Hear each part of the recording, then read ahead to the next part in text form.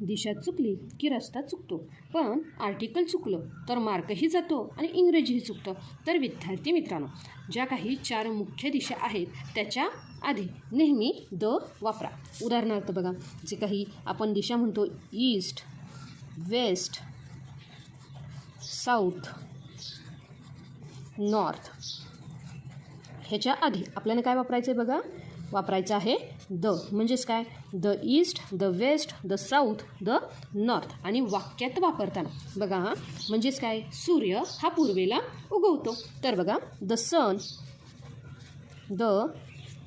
Sun rises in the east, the sun rises in the east.